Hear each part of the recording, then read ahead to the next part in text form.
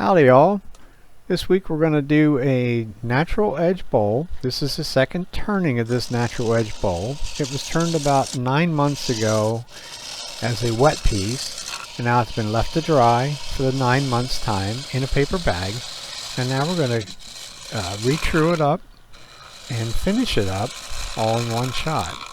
So I start by truing up the outside first, and I will re-true up the tenon so that we have a good way of grabbing a hold of it. At this point we don't need to be super fussy about it, but we want our final shape to come out right at this point. So as you can see, we just take our time, make deliberate cuts, make clean cuts so that our sanding is much less. So as you can see, it really doesn't take a whole lot of time to do this process. It's just a matter of following a couple simple, easy steps. We can actually, at this point, we can finish the foot. In this case, it's a little beaded foot, as well as there's a tenon below that.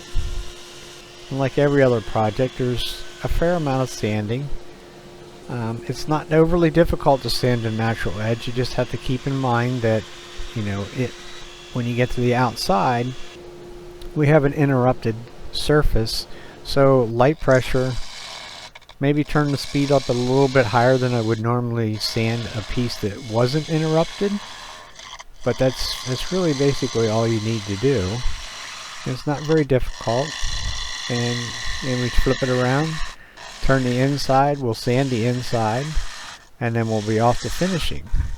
The only thing you want to keep in mind is, as you can see, I go down in steps, because once it starts to become thin, even though it's dry, it's going to want to flex and vibrate if you're out on the wing. So it's just a matter of following a couple simple little steps again, and you can make out very well. You do have to keep an eye on where your hands are at, by virtue of you have some wings sticking out there. So as long as you keep your fingers and your hands on your side of the tool rest, things should be a-okay.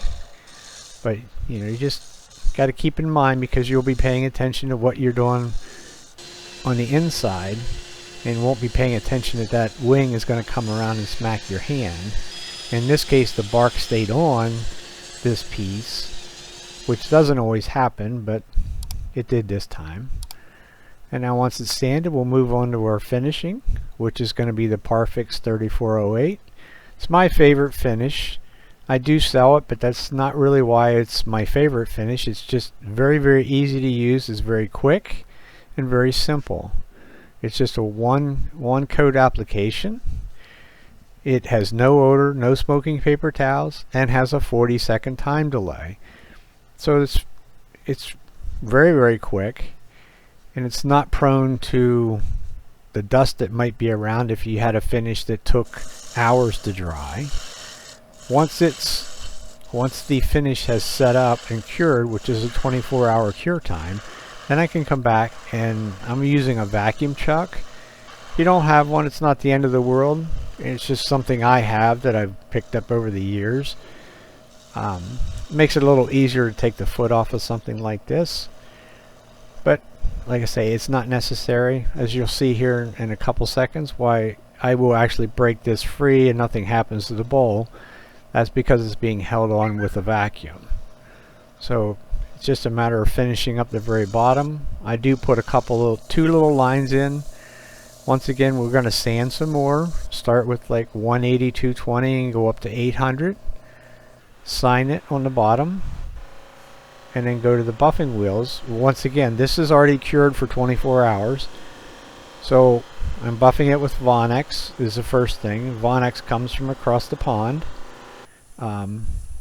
It's not really available in the US. I mean, I have it on my website, but you just can't buy it just anywhere.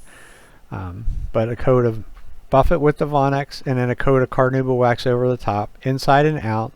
Inside I'll use the little balls to buff it with. And that's pretty much it. A finished piece ready to go. Thanks for watching.